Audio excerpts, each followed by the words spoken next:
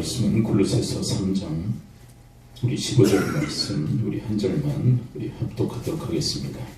우리 함께 읽죠. 시작. 그리스도의 평강은 너희 마음을 주장하게 하라. 너희는 평강을 위하여 한 몸으로 부르심을 받았느니 너희는 또한 감사하는 자가 되라. 아멘. 이 시간 우리 유재분 권사님 주님께 특별 찬양 드리도록 하겠습니다.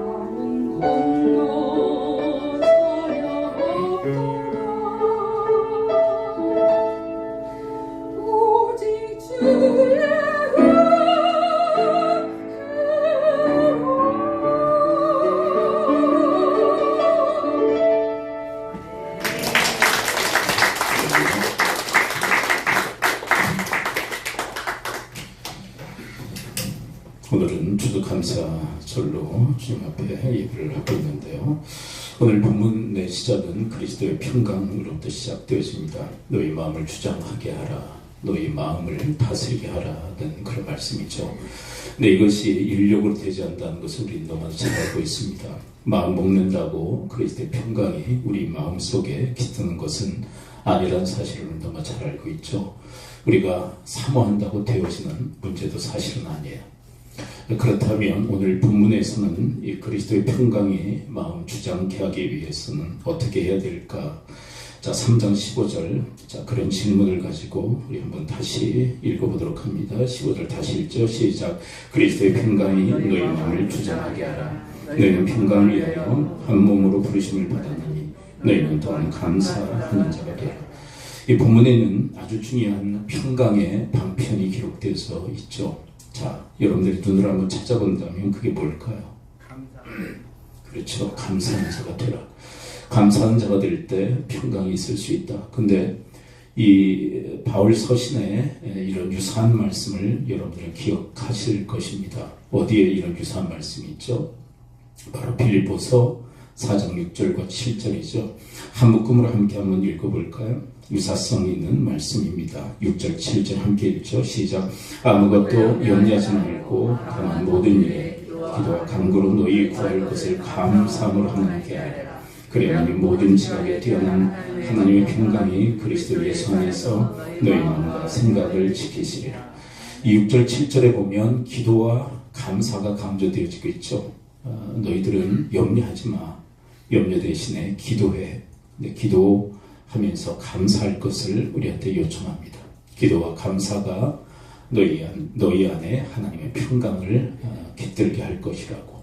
근데 오늘 본문 이 15절에서는 감사가 특별히 강조되어지고 있죠. 감사할 때 그리스도의 평강이 우리 마음속에 있게 되어집니다. 우리는 행복을 추구합니다. 근데 마음에 평화가 없으면 행복은 우리 인생 속에 있을 수는 없는 것이죠. 우리 현대인들의 현대적 어떤 병이 있다면 늘 불안함 그리고 스트레스에 짓눌려 살아간다는 것일 것입니다. 근데 그런 우리에게 하나님께서는 평강을 선물하기로 하시죠. 근데 그 선물은 감사하는 자들에게 깃드는 하나님의 선물인 줄을 믿습니다. 이 추석 감사절뿐만 아니라 여러분들의 일평생의 삶이 감사하는 자가 돼서 그리스도의 평강이 늘 여러분들의 마음과 생각을 지켜주시는 그런 축복의 인생이 되어지시기를 축원을 드립니다.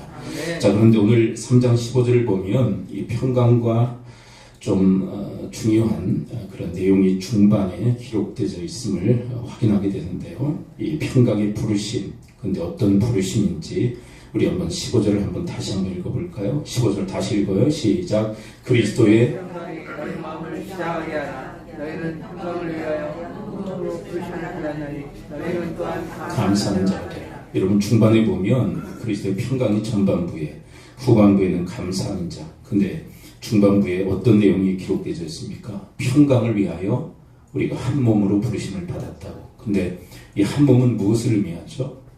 교회를 의미하잖아요. 그렇죠. 우리는 한 몸, 그리스도의 몸된 교회로 우리가 함께 부르심을 받은 줄을 믿습니다. 근데 이렇게 한 몸 되게 하신 건 뭘 위하여? 평강을 위하여. 평강을 누리도록 우리는 한 몸 교회로 부르심을 받았다라고 이야기합니다. 그러므로 우리 하늘시민교회가 평강의 공동체, 평강의 교회가 되어지기를 축원을 드립니다. 근데 이렇게 평강의 교회, 평강의 한 몸 공동체가 되기 위해서는 어떻게 해야 된다고요? 감사해야 된다고.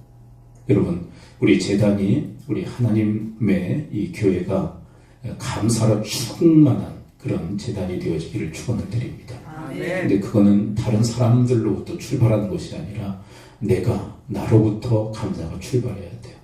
여러분들은 감사의 바이러스가 되실 수 있게 되기를 축원을 드립니다.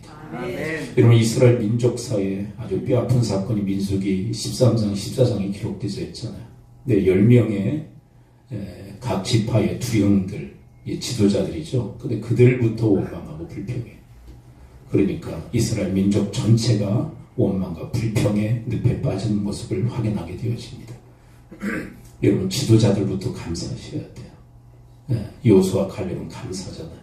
그렇죠? 그들의 고백을 들어보면 다 감사의 내용이에요. 여러분, 지도자들부터 감사하셔야 되고, 그리고 나로부터 감사가 시작되어야 돼요. 민수기 14장에 10명의 정탐꾼들, 그들은 원망과 불평의 바이러스였어요. 원망의 불평의 바이러스. 그래서 민족 전체를 타락시키고 하나님의 약속의 땅에 들어가지 못하도록 했던 그런 원인 제공자. 그러나 이 시대에 하나님께서 동일하게 여호수아와 갈렙과 같은 감사의 바이러스들을 찾으시는 줄 믿습니다. 네. 여러분들이 어떤 일, 어떤 상황 속에서는 감사하는 일에 힘쓸 수 있게 되기를 축원합니다. 아멘. 감사의 장로님, 감사의 권사님, 감사의 집사님, 감사의 성도들, 그럴 때 평강을 위하여 한 몸으로 부르신 하나님의 목적이 성취되어질 줄을 믿습니다. 아멘. 자, 그 다음에 감사와 관련해서 3장 17절 뭐라고 이야기하실까요? 함께 한번 또 읽어볼까요? 자, 함께 우리 한 목소리를 함께 읽습니다. 함께 읽죠. 시작. 그리스도의 말씀이 너희 속에 풍성히 가여 모든 지혜로 피차 가르치며 권면하고 시와 찬송과 신령한 노래를 부르며 감사한 마음으로 하나님을 찬양하고. 자, 두 번째 레슨 뭡니까? 감사로 평강을 얻어라. 두 번째 레슨 뭐예요? 뭐라고 얘기하세요? 감사하는 마음으로 찬양하십시오. 네. 여러분, 감사가 빠졌다면 찬양은 그냥 껍데기에 지나지 않아요. 우리 예배의 스토리를 보게 되면 찬양이 많잖아요. 그렇죠. 오늘은 특별히 우리 권사님도 찬양을 특별 찬양으로 불러주실 정도로 예배에 찬양이 빠질 수는 없잖아요. 근데 찬양에 뭐가 있어야 된다고요? 감사가 있어야 된다고. 자, 그런데 오늘 말씀을 유심히 보면 이런 감사의 마음으로 찬양을 드릴 때 이런 찬양을, 이런 노래를 뭐라고 부르는지. 자, 3장 17절 하반의 초점을 다시 맞춰서 한번 다시 읽어봐요. 시작. 그리스도의 말씀이 너희 속에 풍성히 가여 모든 지혜로 피차 가르치며 권면하고 시와 찬송과 신령한 노래를 부르며 감사하는 마음으로 하나님을 찬양하고. 자, 감사하는 마음으로 찬양할 때 이 찬양은 무슨 노래가 된다고요? 신령한 노래가 된다고. 근데 감사가 빠지면요, 그냥 노래예요, 노래. 인간의 노래에 불과한 거예요. 근데 여러분, 감사하는 마음으로 찬양할 때 신령한 노래가 될 줄을 믿습니다. 신령하다는 것은 영적 노래. 근데 영적 노래라는 말을 왜 할까요? 하나님을 감동시키기 때문에 그래요. 여러분, 감사의 찬양을 드릴 때 하나님을 감동시키는 신령한 노래가 되어질 줄을 믿습니다. 그래서 찬양은요, 오직 한 청중을 위해서 우리가 찬양하는 거예요. 한 분 청중을 위해서 우리가 찬양합니다. 누굴까요? 하나님이에요. 청중 한 분, 그 하나님을 감동시키기 위해서 우리가 찬양하는데 그 찬양에 뭐가 있어야 된다고요? 감사가 있어야 된다. 여러분, 우리 사람의 노래를 들으면 감동이 있잖아요. 그렇죠? 네. 없어요? 여러분, 사람의 노래 들으면 감동이 있잖아요. 여러분, 최근에 들은 노래 중에 뭐가 감동적이십니까? 최근에 들은 노래. 노래 듣고도 좀 감동 좀 받으십시오. 감동 있는 그런 인생이어야 좀 풍성한 인생이. 감동도 없다. 우리 살아가면서 감동이 없다. 그럼 메마른 인생. 네. 뭐 여담으로 말씀드리면 노래를 들으면서도 우리는 감동을 받아야 돼. 여러분, 최근 노래 들으면서 감동 받으신 노래가 있나요? 요즘은 트로트 열풍이죠. 저희 아내도 트로트만 방송이 되면 열일 다 제쳐놓고 트로트를 보더라고요. 네, 감동이 된대, 감동. 네, 좀 연식이 되시는 분들은 트로트의 감동을 받으시잖아요. 근데 우리 아이들은 어때요? 아이들. 네, 별 얘기들도 없고 협조할 마음들이 거의 없어요. 네, 그냥 얘기하시죠. 아이들은 아이들 나름대로의 장르의 그런 노래를 들을 때 감동이 있어요. 근데 하나님도 감동받으시는데 어떤 노래에? 신령한 노래. 근데 그 신령한 노래는 어떤 노래라고요? 네, 감사한 마음으로 찬양할 때. 이거는 어떻게 보면 부모와 자식 간의 관계 속에서 일어나는 그런 현상과도 유사하다고 생각해요. 네. 그럼 우리 아이들이 어느 날 부모의 은혜를 느끼고 부모에게 감사의 고백을 또 감사의 표현을 할 때가 있잖아요. 있어요, 없어요? 있잖아요. 네. 그럴 때 어때요? 감동이 있잖아요. 그렇죠? 그 어버이날 좀 되면 아이들이 카네이션을 이제 어린이집이나 유치원에서 이렇게 만들어서 부착을 해줍니다. 감사의 표현이죠. 근데 얼마나 그 큼지막하고 또 글씨가 삐뚤빼뚤한지 몰라요. 근데 부모들이나 또 할아버지 할머니가 자랑스럽게 차고 다닙니다. 왜 그럴까요? 감동이 있기 때문에. 감동. 아무리 예쁘고 아름다운 그런 카네이션이 있다 할지라도 그보다 더 귀하고 값진 것. 왜? 감사의 표현이 나에게 왔기에 그 감동이 있어요. 여러분, 하나님 아버지도 전 우리 부모들과 동일하시다고 생각해요. 하나님의 자식들이 하나님의 은혜를 깨닫고 하나님께 감사의 고백을 할 때, 여러분, 이 곡조가 있는 찬양만 찬양이 아니라 우리의 고백도, 감사의 고백도 찬양이 되는 줄 믿습니다. 그래서 이 찬양의 그 형태를 보게 되면 뭐라고 되어져 있어요? 신령한 노래 전에 시와 그 다음에 찬송. 시와 찬송의 차이가 뭘까요? 시는 곡조가 없는 그런 찬양. 그 찬송은요, 곡조가 있는 찬양. 그러니까 시는 감사의 고백, 그리고 하나님에 대한 우리의 신앙 고백, 그것들이 다 시예요, 시. 근데 그것도 찬양이 된다. 그리고 곡조가 있는 찬송도 찬양이 된다. 그런데 중요한 것은 감사한 마음으로 하나님을 찬양할 때 하나님을 감동시키시는 줄 믿습니다. 네, 우리의 신앙이 연속되어지고 쌓이고 누적되어질수록 이 감사가 빠진 그냥 목소리로만 찬양하는 그런 우리의 습성들이 있게 돼요. 왜냐하면 너무나도 이제 그 형식적으로 우리가 너무 익숙해요. 찬양을 부르는 게. 네, 그냥 아무 생각 없이 부를 때가 얼마나 많은지 몰라요. 네, 여러분, 우리가 좀 자기 자신을 좀 다잡을 필요가 있어요.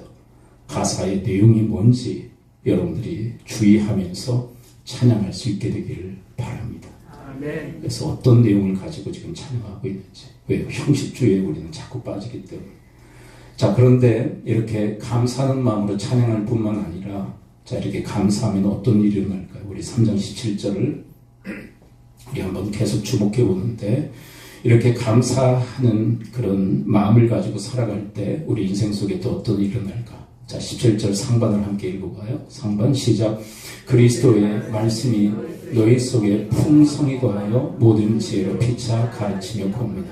자, 여러분, 감사하는 마음을 가질 때 신령한 노래를 부를 뿐만 아니라 감사한 마음을 가질 때, 자, 전반부에 보게 되면 어떤 일이 일어날까요? 이런 그리스도의 말씀이 풍성하게 되어질 줄을 믿습니다. 감사하는 자에게 풍성한 그런 말씀의 역사가 있게 돼요. 이게 다른 번역서를 보게 되면 말씀의 풍성한 생명력 이렇게 표현하고 있더라고요. 근데 이런 말씀의 풍성한 생명력은 누구에게 있게 됐느냐? 감사한 자에게 있어요. 여러분, 이 풍성이 거한다라는 것을 우리가 쉽게 이해할 수 있는 말씀이 씨 뿌리는 자의 비유에 나와 있습니다. 예수님의 씨 뿌리는 자의 비유의 네 번째 경우의 수가 있죠. 좋은 밭. 자, 누가복음 8장 17절을 함께 읽어봅니다. 자, 이것이 풍성한 말씀의 거함이에요. 8장 17절 함께 읽어봅니다. 시작. 좋은 땅에 있다는 것은 착하고 좋은 마음으로 말씀을 듣고 지키어 인내로 결실하는 자니라. 여러분, 이것이 풍성함인 줄 믿습니다. 하나님 말씀을 듣고 지키는데 인내로 결실하는 자들. 왜 인내가 필요할까요? 잠깐 은혜 받고 지키는 건 누구나 할 수 있어요. 근데 끝까지 지키는 자는, 인내가 있는 사람이 끝까지 지키는 줄을 믿습니다. 그래서 결실하는 자, 이게 말씀의 풍성함이에요. 우리는 이 말씀의 이 풍성함을 이렇게 오해하는 경우가 있어요. 말씀을 많이 하는 거. 여러분, 말씀 많이 하는 게 잘못됐다는 얘기가 아니에요. 말씀 많이 하셔야 돼요. 예, 여러분, 성경 지식 풍성할 수 있게 되길 바라는데, 근데 그것을 의미하는 것이 아니라, 여러분, 말씀을 듣고 지키되 인내로서 결실하는 것이야말로 풍성함인 줄을 믿습니다. 아멘. 근데 영어 성경을 보게 되면 이것에 대해서 뭐라고 표현되어 있냐면 부자 이렇게 표현되어 있대요. 이런 말씀의 부자들이 되시기를 축원을 드립니다. 그러면 하나님은요, 하나님의 자식들한테 물질적 부자가 되라 이렇게 모두 보편적으로 얘기하시잖아요. 부는요, 물질적 부는 은사예요. 하나님 주시는 경우도 있고 안 주시는 경우도 있어요. 다 물질적 부를 다 그래서 다 하나님께 받을 수는 없어요. 다 은사이기 때문에. 은사예요. 근데 여러분 말씀 측면에서는 다 부자가 되기로 원하세요. 여러분들 하나님의 그 영혼처럼 말씀의 부자들이 되시기를 축원을 드립니다. 말씀의 부자. 말씀을 듣고 지키되 인내로서 결실하는 그런 풍성한 인생. 자, 그렇지만 여러분 예수님의 비유를 보게 되면 말씀의 결핍자들이 있다라고 또 얘기하고 있죠. 자, 그 대표적 인물 바위밭. 다른 번역서는 돌짝밭이라고 얘기하죠. 누가복음 8장 15절 함께 읽어봐요. 8장 15절 말씀의 결핍자 함께 읽어봅니다. 시작. 바위에 있다는 것은 말씀을 들을 때 기쁨으로 받으나 뿌리가 없어 잠깐 믿다가 시련을 당할 때 비받는 자예요. 자, 바위밭은 어때요? 말씀을 들을 때 기쁨으로 받아요. 이거 뭘까요? 은혜 받는 거예요. 그래 지켜요. 그런데 뭐가 있을 때 이 사람 배반해버려요? 시련이 다가오면. 어렵잖아요. 말씀 계속 지키는 거 어렵잖아요. 그래서 그 어려움 속에서 무릎을 꿇어요. 그럼 어떻게 됩니까? 말씀은 시들어버려요. 이게 풍성함이에요? 빈약함이에요? 빈약한 거예요. 여러분 말씀을 듣고 은혜 받고 지키는데 끝까지 시련이 있어도 끝까지 지켜 결실하는 풍성한 말씀의 사람들 되어지기를 축원을 드립니다. 아멘. 또 세 번째 경우의 수는 뭡니까? 가시떨기죠. 8장 16절. 이 경우도 말씀의 결핍입니다. 누가 8장 16절 함께 읽어봅니다. 시작. 가시떨기에 떨어졌다는 것은 말씀을 들은 자이나 이생의 염려와 재물과 향락의 기운이 막혀 온전히 결실하지 못한 자. 이 사람도 말씀을 들어요. 바위밭처럼 은혜도 받아요. 지켜요. 근데 무엇에 취약한 사람이에요? 이생의 염려와 재물과 향락의 기운이 막혀. 이것은 한마디로 요약한다면 세상의 유혹이에요. 세상의 유혹. 세상의 유혹. 네, 그 세상의 유혹에 홀랑 넘어가요. 그래서 말씀을 저버리는 사람. 이 사람에게 말씀은 결핍되어질 수밖에 없다고. 자, 그런데 여러분 아까 말씀드렸던 그 말씀이 풍부한 사람, 말씀을 듣고 지키되 인내로 결실하는 사람은 어떤 사람일까요? 여러분 그렇게 옥토, 좋은 마음의 밭의 사람은 어떤 사람일까요? 감사하는 사람. 여러분 감사를 통하여 여러분들의 마음밭을 옥토로 기경하실 수 있게 되기를 축원을 드립니다. 아멘. 여러분 원망하고 불평하잖아요. 마음에 돌이 가득 차게 돼요. 가시떨기가 가득 차게 돼요. 그래서 원망 불평하면요 말씀이 결핍되어져요. 근데 감사하면 우리의 심령이 옥토가 되어 말씀을 듣고 지키되 인내로서 결실하는 좋은 마음의 밭이 되어지게 될 줄 믿습니다. 근데 여러분 예수님의 이 씨 뿌리는 자의 비유를 보게 되면요 말씀의 그 운명이 나의 운명을 결정짓는 것을 확인하게 되어집니다. 말씀이 자라요, 열매를 맺어요, 풍성하죠, 내가 풍성해져요. 근데 말씀이 시들어요, 나도 시들어요. 말씀이 기운이 막혀요, 나도 기운이 막히는 그런 답답한 숨 막히는 인생을 살아갈 수밖에 없어요. 그러면 여러분들의 인생 속에 말씀이 잘 박히되 잘 심겨지되 풍성한 열매를 맺을 때까지 여러분들의 그 풍성한 그런 그 말씀의 역사들이 일어날 수 있게 되기를 축복합니다. 네, 누구에게요? 감사한 자에게. 감사한 자에게. 저는 여러분 성경을 열어서 보게 되면요 하나님 누구를 사용하셨느냐? 원망하고 불평한 사람, 큰 사람도 쓰신 일이 없어요. 네. 어떤 이유에서건 원망하고 불평한 사람을 하나님이 들어 사용하시는 예가 없어요. 도리어 여러분 원망하고 불평한 사람은 사탄이 사용해요. 사탄이 이용해 먹어요. 여러분 하나님이 오직 사용하시는 분은 감사하는 자를 하나님은 사용하시는 줄 믿습니다. 이 감사하는 자들 말씀이 풍성해요. 그래서 말씀이 풍성해서 이 사람 뭐 할까요? 3장 17절. 자, 이런 일에 이 사람을 사용하십니다. 3장 17절. 말씀이 풍성히 구하여 어떤 일을 하라고 이야기하십니까? 3장 17절 함께 읽어봅니다. 시작. 그리스도의 말씀이 너희 속에 풍성히 구하여 모든 지혜로 피차 가르치며 권면하고.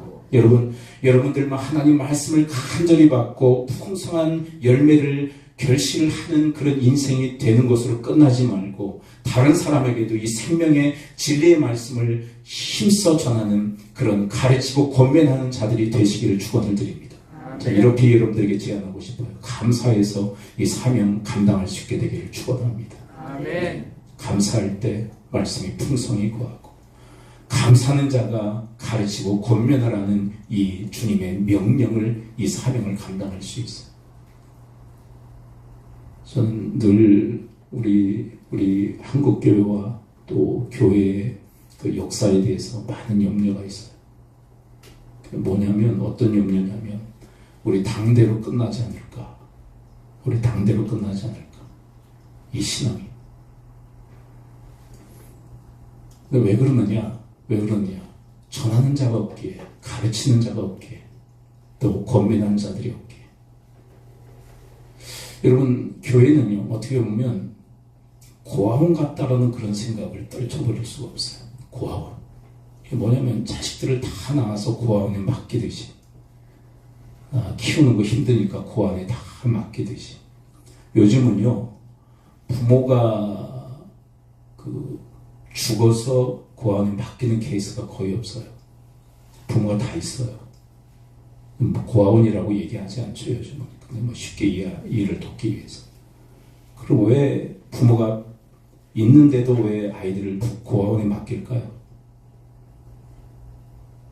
제가 질문이 어려운가요? 여러 가지 이유가 있겠지만 힘들고 어려우니까 맡기는 거 아닙니까? 힘들고 어려우니까. 근데 교회의 형편도 그렇다는 생각을 해요. 교회 형편도. 영적 자녀들을 낳습니다. 그리고 교회가 아까 고아원 같다고 그랬잖아요. 고아원 원장이 있잖아요. 그러면 교회의 고아원 원장은 누굴까요? 목사한테 다 맡기는 거예요. 영적 자녀를 낳아서 목사님 책임지세요. 다 맡기는 거예요. 감당이 되나요? 왜 감당이 안 되냐라는 말씀드리냐면 여러분들의 가정을 생각해 보면 옛날에 많이 나왔죠. 옛날에 어떤 특수성이 있기 때문에. 근데 현대는 자식 하나하나 키우기가 쉬워요, 어려워요? 어렵죠. 그리고 여러분, 보통 우리가 자녀들을 낳을 때 하나나 둘 낳게 되잖아요. 왜 그러냐면 아이들을 낳아서 키운다는 게 인격적으로 키운다는 것이 얼마나 힘들고 어려운지 하나님도 아셔요. 그래서 한 배에 하나나 둘 낳게 하시고요. 그리고 한 가정에 많아야 셋, 요즘은. 아니면 둘, 하나 낳아서 키우게 됩니다. 왜냐하면 인격적으로 책임지고 키운다는 것이 얼마나 힘들고 어려운지를 알기 때문에. 그런데 교회에서 성도들이 자기가 낳은 영적 자녀들을 다 고아원 원장과 같이 목사에게만 맡긴다면 목사가 감당할 길이 없는 거예요. 그 현대의 교인들은 그렇게 교회를 고아원같이 만드는 그런 성향들이 너무나 커요. 뭐가 안 돼서 그러느냐? 자기 스스로가 말씀을 가르치고 권면하지 못하기 때문에. 네, 내가 낳은 영적 자녀를 내가 양육해야 되는데 그걸 못하는 거예요. 근데 왜 이걸 못하느냐? 죄송한 얘기지만 안 하는 겁니다. 하려고 하질 않아요. 왜요? 힘들고 어려우니까. 여러분, 자식 키우는 게 얼마나 힘들고 어려운 걸 알아요. 그리고 영적인 자녀를 낳아서 키우는 게 얼마나 힘들고 어려운지를 알아요. 그래서 안 하는 거예요. 전 좀 심하게 표현하면 영적 유기라고 생각해요. 영적 유기. 전 여러분들이 그런 책임감을 가지고 이 일에 여러분들이 함께 협력할 수 있게 되길 축원을 드립니다. 네. 적어도 내가 낳은 영적 자녀는 내가 키운다. 어떻게 해요? 피차 뭘 가르쳐요? 하나님 말씀을 가르치고 권면해서 내가 키운다. 그리고 그 영적 자녀가 또 다른 영적 자녀를 낳아서 그 자녀를 키울 수 있도록 영향을 더해주고 돕는 내가 그 역할을 하겠다. 근데 이게 되면 여러분, 우리 세대가 끝나도 계속 신앙의 계승의 역사가 일어나게 되어질 줄 믿습니다. 네. 이게 안 될 할까봐 두렵고 염려가 돼요. 왜요? 우리 현대의 기독교인들은 가르치고 권면하는 일을, 영적으로 양육하는 일을 외면하고 있기 때문에 그래요. 어떻게 보면 우리 세대의 기독인들을 보게 되면 그냥 우리 당대에 믿고 끝날 것 같은 그런 자세로 신앙생활들을 하고 있어요. 이 다음 세대 후대에 대한 그런 신앙 계승에 대한 심각한 고민도 그리고 수고도 안 하려고 하는. 저 왜 그럴까? 이렇게 시대와 지금 맞물려 있어요. 각 가정에서도 자식 잘 안 낳으려고 그러잖아요. 왜요? 지금 이 질문이 그냥 뻔한 대답을 요구하는 질문 아닙니까? 왜 각 가정에서도 왜 자식들 잘 안 낳으려고 그래요? 힘들어. 그러면 교회에서는 왜 안 하려고 합니까? 똑같은 거예요.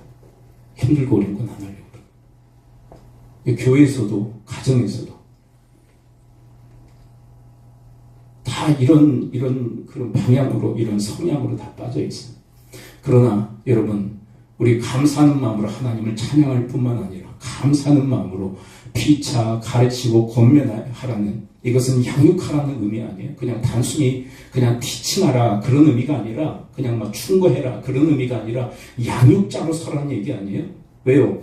우리가 다른 사람을 양육하기 위해서는 말씀의 그 꼴을 먹여야 되기 때문에 가르치고 권면하라고 얘기하는 거예요. 양육하라는 명령이에요. 양육하라.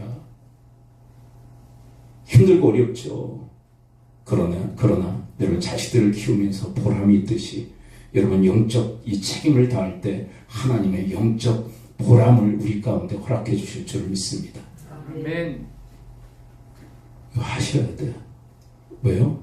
감사하는 마음. 우리에게 맡겨진 사명 잘 감당할 수 있게 되기를 축원을 드립니다. 아멘. 그리고 3장 18절을 함께 읽어볼까요? 또 무엇에 감사라고 기록하고 있는지. 원래 3장 18절 함께 읽습니다. 시작. 또 무엇을 하든지 말이나 일이나 다 주 예수의 이름을 하고 그를 힘입어 하나님 아버지께 감사하라. 자, 어떻게 또 감사하라고요? 무엇을 하든지. 이 문장 전체 이렇게 보게 되면요 조금 힘들어져요. 그러니까 좀 확 드러나는 부분 한번 보세요. 뭐에 감사하라고요? 그는 누구죠? 그는 예수. 그를 힘입어 어떻게 하라고요? 하나님께 감사하십시오. 여러분 예수로 말미암아 하나님께 감사하실 수 있게 되기를 축원을 드립니다. 아멘. 예수로 말미암아. 여러분 예수님은 우리의 전부예요. 하나님의 모든 것을 예수님을 통해서 우리에게 주시는 줄 믿습니다. 그래서 예수로 인하여 예수님은 은혜의 결정체이십니다. 네, 예수로 인하여서 아버지께 감사하라고. 여러분 예수님을 통해서 우리에게 모든 것을 다 선물해 주신 줄 믿습니다. 우리 3장 1절을 한번 볼까요? 예수를 통해서 우리에게 받은 것. 3장 1절 함께 읽어봅니다. 시작. 그러므로 너희가 그리스도와 함께 다시 살리심을 받았으니 위의 것을 찾으라. 거기는 그리스도께서 하나님 우편에 앉아 계시니. 여러분 그리스도를 통해서 우리가 받은 의미가 뭡니까? 그리스도와 함께 우리가 다시 살아난 줄 믿습니다. 우리는 다 죄로 인해 다 죽었던 그런 목숨들 아니에요? 근데 그리스도와 함께 새 생명을 얻도록 그렇게 다시 부활한 줄 믿습니다. 이 영적인 측면이죠. 그리스도와 함께 죽고 그리스도와 함께 다시 살았다. 여러분 우리가 하늘을 날 수 없잖아요. 우리가 어떻게 하늘을 나요? 여러분 높은 빌딩에서 뛰어내리면요 날 수 있을까요? 죽는 겁니다. 근데 우리가 하늘을 날 수 있는 방법이 뭐예요? 비행기에 탑승하면 여러분 비행기에 탑승하면 우리가 하늘을 날게 될 줄 믿습니다. 우리도 마찬가지. 우리가 어떻게 부활할 수 있는가? 우리가 어떻게 다시 살아날 수 있는가? 예수 그리스도께 탑승하면 여러분 영적인 비행기이신 예수님께 우리가 탑승하면 예수 안에 거하면 우리가 그리스도와 함께 다시 살게 되는 줄 믿습니다. 예수님이 나를 위해 죽으시고 부활하셨음을 믿을 때 우리는 예수 그리스도라는 영적인 비행기에 탑승하는 거예요. 그래서 그분과 함께 어디까지 올라갈까요? 그리스도와 함께 죽고 그리스도와 함께 다시 살 뿐만 아니라 어디까지 올라갈까요? 그분이 지금 어디에 올라가 계세요?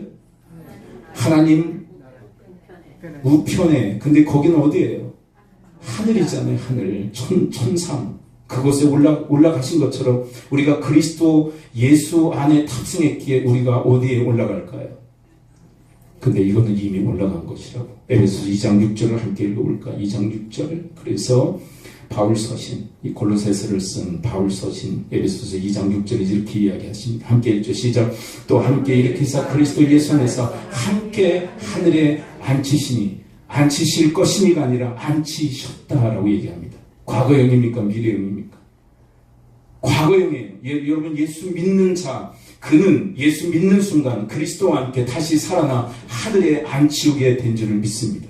아멘. 하나님만 보좌 우편에 앉으신 것이 아니라 우리도 그리스도 예수 안에 있기에 우리도 하늘에 앉히운 존재들이 된 줄을 믿습니다.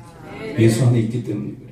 또 예수를 통해서 우리가 얻게 된 하나님의 은총이 뭡니까? 3절 4절 골로새서 3장 3절 4절을 함께 연이어 읽어볼까요? 시작. 이는 너희가 죽었고 너희 생명이 그리스도와 함께 하나님 안에 감춰졌습니다. 여러분 우리가 죽었다. 그리스도와 함께 죽은 줄 믿습니다. 그 사람은 옛사람이에요. 죄와 사망으로 죽었던 우리가 그리스도와 함께 십자가에 못 박혀 죽어버린 거예요. 그리스도 안에서 그런 일들이 일어난 겁니다. 그리고 그리스도와 함께 다시 살아난 줄 믿습니다. 이것을 너희 생명, 새 생명이라고 해요. 근데 그 새 생명이 그리스도와 함께 하나님 안에 감춰졌다고 얘기를 해요. 무슨 얘기일까요? 하나님이 왜 감추실까요? 하나님이 보호하고 계신 거예요. 그 어떤 악한 세력도 그 어떤 강한 세력이라도 우리를 해치지 못하도록 하나님께서 그리스도와 함께 하나님 안에 감추셔서 보호하시는 줄을 믿습니다. 아멘. 감추셨다는 것은 감추어서 보호하고 계시다는 거예요. 그래서 우리의 생명을 그 어떤 존재도 빼앗을 수 없다고. 왜요? 주님이 감추고 계셔. 빼앗을 수 없도록. 4절에서 또 뭐라고 얘기할까요? 3장 4절 함께 했습니다. 시작. 우리 그리스도께서 나타나실 그때 너희도 그와 함께 영광 중에 나타나리라. 이것은 그리스도의 재림의 날 그리스도께서 다시 오실 텐데 우리의 몸도 부활의 그 영광의 몸으로 다시 부활할 것을 이야기하십니다. 이것도 그리스도 안에 있기에 우리 몸에 일어나는 영광의 부활에 대한 이야기를 하고 계신 거예요. 아까는 우리의 영적 부활에 대한 이야기죠. 근데 이거는 그리스도께서 다시 나타나실 때 우리의 몸이 땅으로 돌아갈 것입니다. 흙이 될 것이에요. 티끌처럼 세상에 흩어진다 할지라도 하나님이 다시 순식간에 모아서 부활의 영광의 몸에 동참하게 하실 줄을 믿습니다. 이것이 어떻게 일어날까요? 그리스도 안에 있기에 우리가 믿음으로 그리스도 안에 있기에 그리스도에게 탑승해 있기에 이 부활의 이 몸의 영광의 이 역사도 우리 가운데 일어날 것이라고. 어때요? 이 온갖 이 모든 것이 누구를 통하여? 그리스도를 통하여 우리에게 주어진 것. 최근에 지난 주일에 장례식 2건이 터졌어요. 저쪽 해남 그리고 인근 부평 성모교구. 근데 여러분 저는 이 장례식을 이렇게 치르는 동안에 가장 유족들이 그 오열하는 그런 공간이 있음을 저는 알아요. 어디에서 그토록 오열을 할까요? 화장터에서 오해를 해. 내 사랑하는 내 가족이 이제 한 줌에 재가 된다는 그 사실 앞에서 오해를 해. 근데 제가 항상 설교를 할 수 있는 기회가 된다면 이 몸의 부활의 영광에 대한 이야기를 항상 말씀드립니다. 그렇게 재가 되어 땅에 묻힌다 할지라도 아니 세상 끝에 흩어진다 할지라도 주 예수 그리스도께서 다시 오실 때 우리의 그 몸이 그리스도의 몸과 같이 영광의 부활의 몸으로 다시 살아날 것입니다. 아멘. 여러분 우리의 영혼을 부활시키신 주님이 우리의 몸도 영광의 몸으로 부활시키실 줄을 믿습니다. 아멘. 얼마나 큰 위로가 됐지. 저 자신에게 위로가 돼 무엇보다. 장례를 치를 때마다 오히려는 그 유가족들을 볼 때마다 이 말씀이 우리에게 얼마나 큰 위로가 돼요. 저는 분명히 하나님이 마지막 때에 마지막 날에 그렇게 영광의 부활의 몸에 우리를 동참시키실 줄을 믿습니다. 이런 은혜를 받았기에 그리스도를 통하여 이런 은혜를 너희들이 받았기에 누구에게 감사하라? 하나님께 감사하라고. 하나님께 감사하라고. 그렇다면 여러분 이 그리스도로 인하여서 하나님께 감사하는 구체적 삶의 모습은 뭘까요? 3장 18절로 다시 돌아와서 3장 18절 다시 읽어봐요. 이렇게 그리스도로 인하여 하나님께 감사, 어떻게 그렇게 감사할 수 있을까? 감사할 수 있을까? 3장 18절 상반에 초점을 맞춰서 한번 다시 읽습니다. 함께 읽죠. 시작. 또 무엇을 하든지 말이나 일에나 다 주 예수의 이름을 하고 그를 힘입어 하나님 아버지께 감사하라. 이것은 한 묶음의 이야기예요. 이런 이야기예요. 여러분들이 그리스도로 인하여서 하나님께 감사하십시오. 어떻게? 감사함으로 무슨 일이든 하시라고. 그런 의미예요. 그런 의미. 좀 더 설명을 해야 되지만 여러분 그냥 직접적으로 말씀을 여러분들이 대하셨으면 좋겠어요.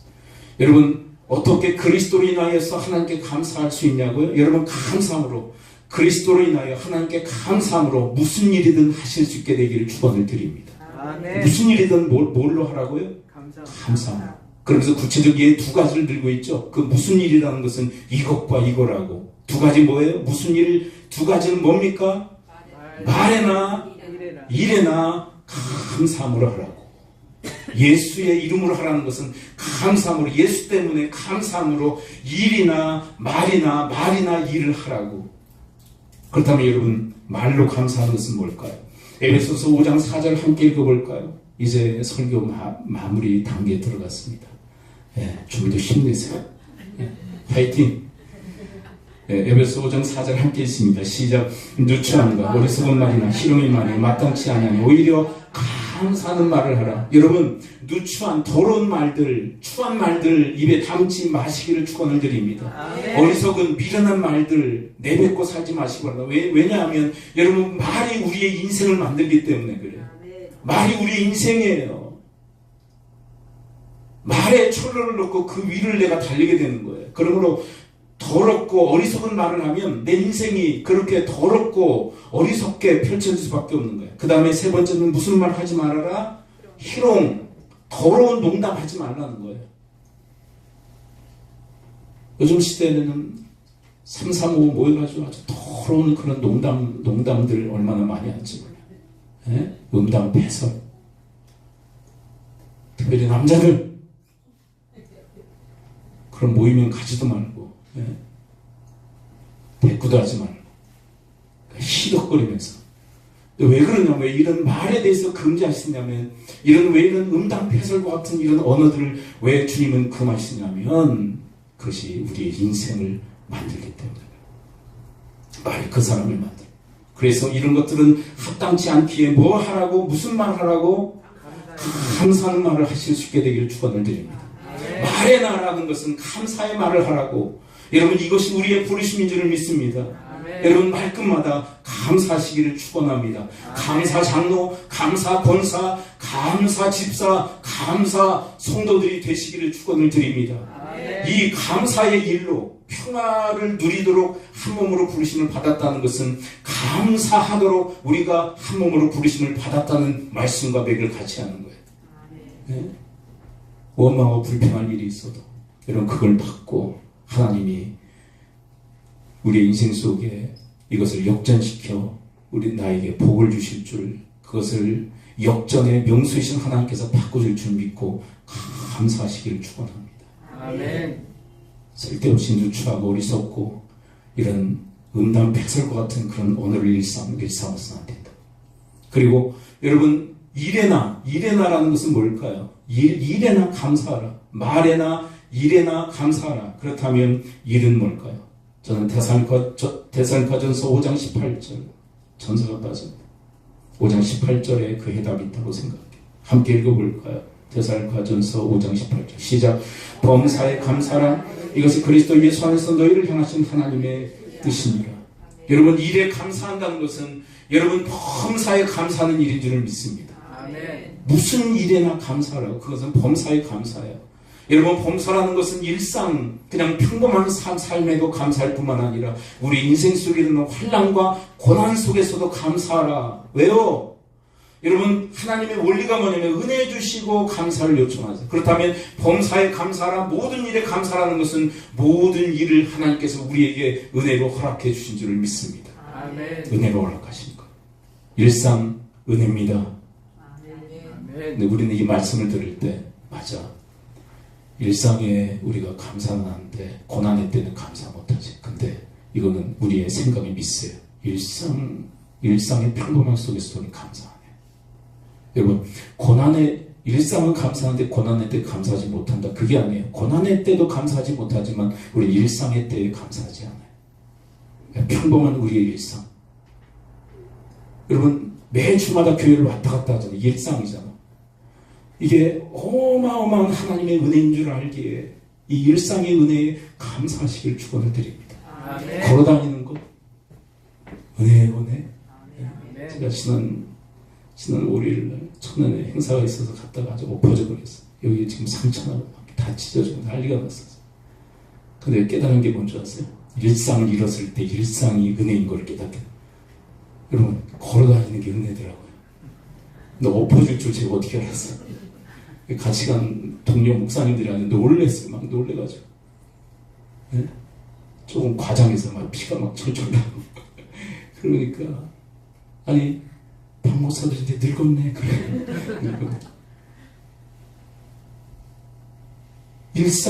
일상의 은혜가 얼마나 큰지요. 근데 우리 현대인들은 일상을 잃어봐야 그게 은혜인 줄 안다.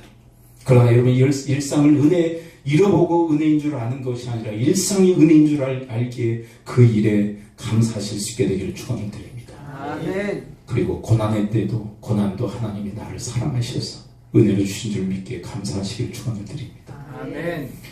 여러분, 우리가 도무지 이해가 잘 안 되는 부분이 있어요. 그것이 바로 히브리서 12장 6절부터 하시는 말씀인데 함께 한번 읽어봅니다. 히브리서 12장 6절부터 함께 한번 읽어보죠. 한 8절까지 함께 읽습니다. 시작. 주께서 그 사랑하신 자를 징계하시고 그가 받아들이시는 이들마다 책깃을 하심이라 하였으니 너희가 참은 징계를 받기 위함이야. 하나님의 아들과 같이 너희를 대우하시나니 어찌 아버지가 징계하지 않는 아들이 있으리요. 8절. 징계는 다 받는 것이니 너희가 없으면 사생자여 친아들이 아니니라. 여러분, 징계는 고난 아닌가요? 우리가 잘못할 때 그냥 내버려 두시는 것은 우리가 하나님 자식들이 아니라는 증거라. 내가 잘못 나갈 때 하나님 왜 고난의 채찍 징계를 드시는지 너무 아프잖아요. 근데 하나님은 이야기하십니다. 징계가 없으면 사생자라고. 하나님이 아버지가 아니라. 여러분, 어떤 분은 그런 얘기를 하세요. 내가 조금만 잘못하면 하나님은 끄떡하면 나를 치신다고. 징계죠. 사랑하시기 때문에 그래요. 근데 왜 이런 징계의 채찍 고난을 허락하실까요? 히브리서 12장 11절 함께 읽어봅니다. 시작. 무릇 징계가 당신은 즐거워 보이지 않고 슬퍼 보이라. 그의 그로 말미암아 연단받은 자들은 의와 평강의 열매를 맺느니라. 여기 중요한 과정을 이야기합니다. 연단하시는 거예요. 그렇지 않으면 돌이키지 않고 그리고 불순물을 제거할 수 없기에 저희는 징계의 채찍을 내리죠. 여러분, 하나님, 제가 제 고등학교 때 하나님 이탈했던 적 얘기했잖아요. 하나님이 저를 아주 심하게 때리셨죠. 근데 애들이 가끔 그 얘기를 해요. 이게 이제 마음에 걸리는 거죠. 이제 웃자고 얘기하는데 다들 도저히 생각한데 애들도 그 얘기를 해요. 저의 의식한다는 거죠. 네. 근데 하나님이 그렇게 징계의 채찍을 내리시지 않았다면 제가 돌이켰겠어요? 사랑하심을 확인한 거죠. 근데 여러분, 그렇게 징계의 채찍을 맞아야만 그렇게 돌이킬 수밖에 없는 그런 삶의 그런 방향으로 나가는 것이 아니라 여러분, 하나님이 오죽하시면 그러시겠어요? 그러므로 여러분, 고난 이전에 일상의 감사를 회복할 수 있게 되기를 축원을 드립니다. 왜냐하면 여러분, 일상의 감사를 해요.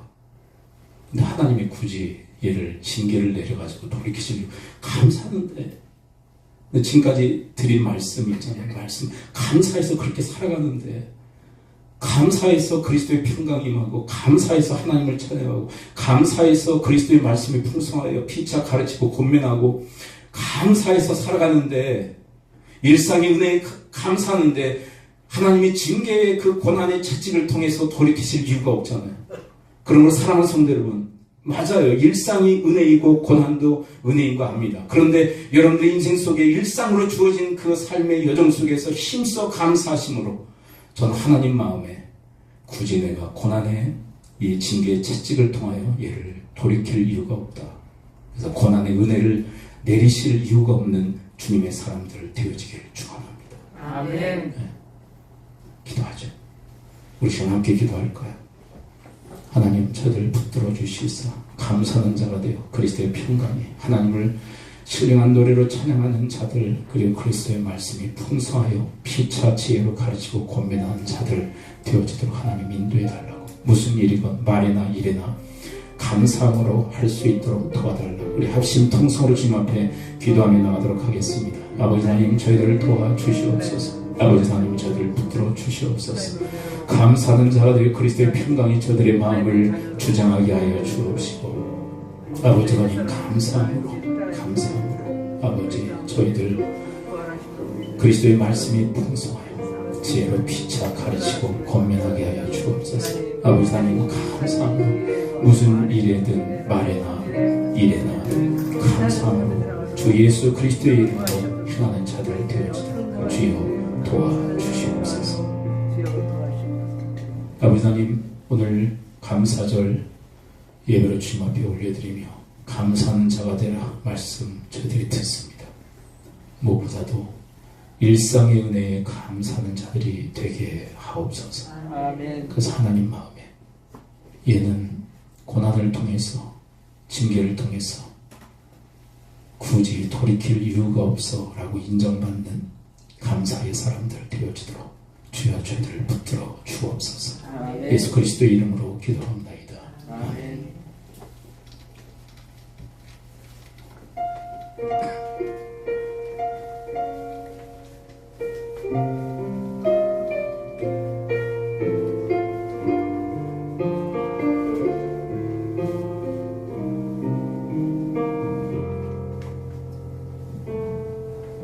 내가 누려왔던 모든 것들이, 내가 지나왔던 모든 시간이, 내가 걸어왔던 모든 순간이 당연한 것 아니라 은혜였소. 아침에 해가 뜨고 저녁에 노을, 봄의 꽃향기와 가을의 열매, 변하는 계절의 모든 순간이 당연한 것 아니라 은혜였소. 모든 것이 은혜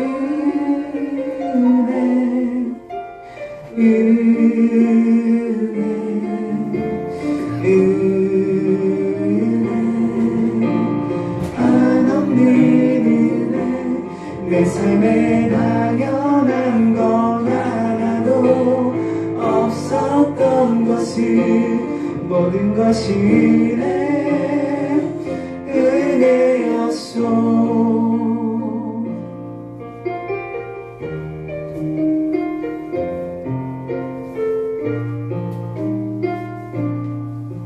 내가 이 땅에 태어나 사는 것, 어린아이 시절과 지금까지 숨을 쉬며 살며 꿈을 꾸는 삶, 당연한 것 아니라 은혜였소. 내가 하나님의 자녀로 살며 오늘 찬양하고 예배하는 삶, 복음을 전할 수 있는 축복을 당연한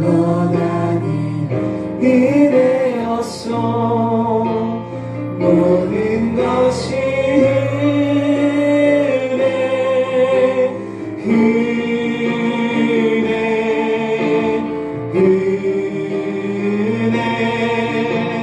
하나님 은혜 내 삶에 나련한 건 하나도 없었던 것을 모든 것이 은혜였어 모든 것이